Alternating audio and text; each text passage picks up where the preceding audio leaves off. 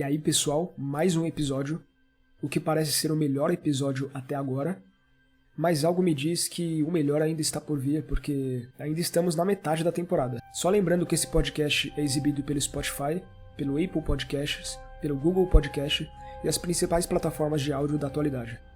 Bom, nesse episódio nós tivemos muitas confirmações. Para começar, a narrativa do Robão realmente se concretizou. Foram exatamente 23 anos, um acerto em cheio. A civilização humana realmente se extinguiu, por assim dizer, em 23 anos, né? Após os eventos da terceira temporada. E nesse, que é o quarto episódio, nós temos as seguintes vertentes. Caleb era humano até morrer no parque com a Maeve 23 anos no passado. O plano de Halores não foi só idealizado, né? Ele foi feito. Ela realmente dominou e controlou o mundo real. Esse também é um mundo em que Cristina faz parte, pelo menos aparentemente, né? Já a filha de Caleb faz parte da resistência. Como os grandes centros, como cidades e tudo mais teriam sido governados, ela e os demais humanos vivem no deserto, se camuflando dos drones que a Hale manda para matar humanos, né? E a arma que o Bernard estava atrás é a Maeve. Essa não é uma revelação muito chocante, a série não trata como se fosse muito chocante, afinal, desde a temporada passada, Bernard está em busca de Maeve, porque ele sempre teve em mente que existe alguém que pode deter Dolores. Só que ele não acha ela na temporada anterior, porque é o Serac que está com ela. E de fato, ele ter ido para o Sublime, que é o paraíso intocado pelos humanos, feito para os anfitriões, ajudou ele a entender todas as possibilidades do que aconteceu, ou nesse caso vai acontecer, para que ele possa salvar a raça humana. E aqui onde os riscos estão muito altos, afinal, não há muito mais o que salvar, né? De 8 bilhões de humanos, vamos dizer que sobraram alguns milhões, ou mesmo se fosse 1 bilhão, ainda é muito pouco, tendo em vista que essa é uma guerra contra a extinção de uma espécie. Então, por mais que o Bernard e a Maeve tenham alguma chance, eu imagino que não seja muita chance. Mas enfim, o episódio começa com o Caleb e a Maeve, há 7 anos atrás, após os eventos da terceira temporada. Eles vão em uma das antigas instalações do Serac para destruir uma das versões restantes do Robon, que, como a gente aprendeu, né, com as memórias do Serac na temporada anterior, haviam inicialmente 4 versões principais do sistema, e seus nomes eram Sol, o Davi, o Salomão e o Robon, todas referências à Bíblia, e os dois eles partem nessa missão aí para destruir a última versão faltante. As coisas dão certo, mas o Caleb acaba ferido e quase morre. A Maeve usa uma bruxaria para controlar a tecnologia, né, para ver como ele está, e vê que ele não tem muito tempo. Então ela consegue tirar ele de lá e levar ele pro hospital e tudo mais. Como o Caleb ele é um ex-militar, ele tem embaixo de sua boca um dispositivo para medir sinais vitais, né? O nosso William, o Homem de Preto nesse caso, a versão humana dele também tem isso, que é uma coisa que a gente aprende também na terceira temporada. E aí mais tarde no episódio a Maeve revela o real motivo de seu exílio, né? Como ela nunca conviveu com humanos, como conviveu com Caleb agora, ela nunca vivenciou o conceito de mortalidade.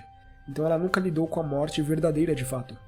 Então quando ela viu que ele iria sobreviver, ela se exilou, pois Dolores, nesse caso a Hale, né, estava atrás dela. E foi no primeiro episódio lá, onde ela teve muita curiosidade de saber onde ele estava, foi onde ela deslanchou as coisas e fez com que a Hale conseguisse descobrir onde ela estava e, como consequência disso, ir atrás do Caleb, porque ele é um link direto com a Maeve. Mas eu quero que você pense o seguinte. Você lembra que o Robão não era capaz de prever as consciências artificiais, certo? Toda aquela ideia de que ele construía em seu sistema algoritmos em formato de espelho da realidade, um mundo espelho do mundo real. Bom, pois é, aparentemente os vários mundos onde o Bernard vivenciou diversas possibilidades também é um espelho dessa mesma realidade. Afinal, é assim que ele predestinou os momentos em que está vivendo. Poderia esse mundo também prever uma consciência artificial como a Maeve ou a Hale, como a Ketcheta deu a entender no episódio anterior, ou isso seria impossível? Essa é uma pergunta que eu espero que essa temporada responda, porque a questão pra mim aqui é o Ted. O Ted ele surge nesse episódio agindo como tal, né? Agindo como o Ted que a gente conhece e tudo mais. Ele até faz uma referência ali sobre as várias vidas que ele teria vivido com a Cristina, sinalizando que esse é de fato o Ted verdadeiro, com a sua memória inteira completa e tudo mais. Eu sinceramente fiquei um pouco em dúvida pelo seguinte.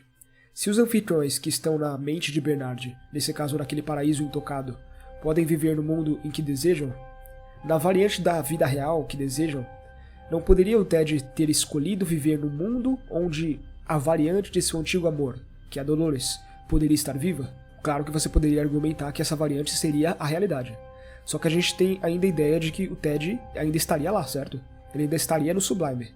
Então essa é uma pergunta interessante, e acima de tudo, se isso for de fato na vida real, seria o Ted o responsável por convencer a Hale, no futuro eu digo, do contrário, nesse caso, de impedi-la de continuar o que está fazendo? Nesse sentido, não me parece que a Maeve seria a arma para salvar a humanidade. Talvez em alguma outra variante que o Bernard viu, onde as coisas dariam mais errado, o Ted seria essa arma. Que fique esse pensamento aqui para embaralhar sua mente, tá? E que fique o seguinte também. A Hale diz a Caleb nesse episódio que eles conseguem manipular o cérebro de uma geração através das crianças. Como Caleb é um dos poucos humanos que consegue ter livre-arbítrio de fato, como ele demonstrou nesse episódio, né? Talvez, mesmo a filha do Caleb tendo passado por alguma lavagem cerebral, coisa que eu desconfio que talvez a Hale use isso mais pra frente na temporada, ainda assim pode ser que ela tenha o mesmo poder de escolha do seu pai, a chance de ter o livre-arbítrio de fato. Já sobre Christina, se isso não for uma variante de um mundo em que o Ted está vivendo dentro do Sublime, e for de fato a vida real, Christina pode muito bem ser humana. Afinal, a Hale diz que tem planos para a raça humana, e ela é capaz de ter construído uma espécie de híbrido, que seria, vamos supor, metade humano e metade anfitrião, que é uma ideia que o James Delos estava tentando fazer lá na segunda temporada. Algo que supostamente estaria sendo feito com o William real também, e aliás é por isso que ela estaria congelando ele e tudo mais.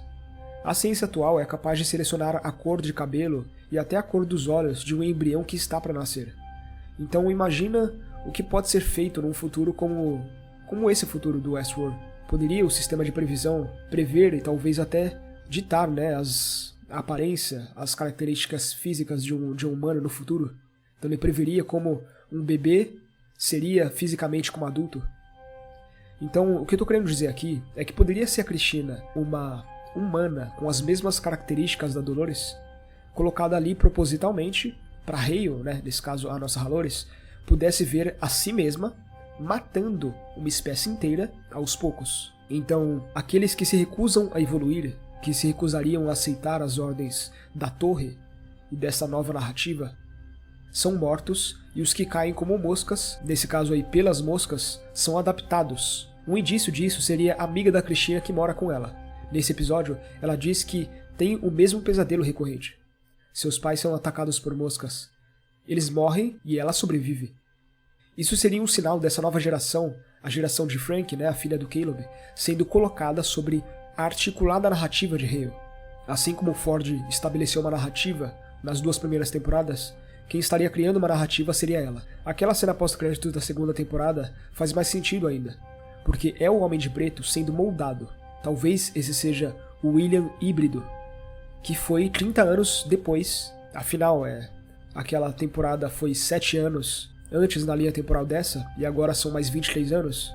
Ou seja, 30 anos depois, William estaria acordando no parque de Westworld apenas para descobrir que Dolores cumpriu sua promessa. Quando ela disse que sobre essa areia um novo Deus vai caminhar, um Deus que nunca morre. Você lembra quando ela disse isso? Então, isso explica porque a Hale estaria mantendo ele vivo. Esse episódio foi fenomenal. Me deixou com muito pra pensar mesmo. Mas a minha maior preocupação para essa temporada é algo que eles precisam responder, que é exatamente o que difere essa Dolores, da Hale, né, da Dolores da temporada anterior, que queria salvar a humanidade, que queria fazer o mundo um lugar livre, verdadeiramente livre. É um dever da série explicar o que difere essas duas, e eu acredito que o retorno de Ted tem a ver com isso. Parece estar se tratando sobre a mesma história contada na segunda temporada. Como eu predestinei aqui no podcast, né? De fato, é sobre fidelidade. A ideia da segunda temporada é sobre criar uma cópia humana que seja 100% fiel à sua versão original. E por isso Bernard é tão importante nessa narrativa, que também é sobre Caleb. Porque no fim das contas, se essa versão de Bernard é tão fiel a Arnold, de alguma forma ele é o responsável por tudo isso. Ele e Ford condenaram a humanidade.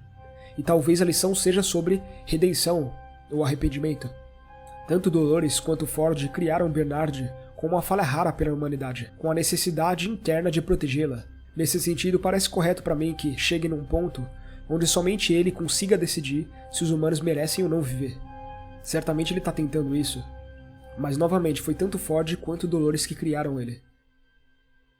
Então por isso que eu digo que a série tem o dever de explicar qual que é a diferença dessa Dolores com a Dolores da temporada anterior. Essa tá sendo uma ótima temporada, e a gente só tá na metade dela, ainda faltam 4 episódios, e eu tô bastante curioso pra ver se a série vai responder todas essas perguntas, e como ela vai continuar ampliando esse emaranhado de complexidade.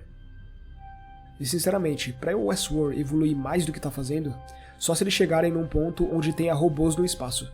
E é bem provável que aconteça isso. Isso também faz parte de um dos filmes da franquia, que é o Future World, né? Que é muito parecido com essa temporada.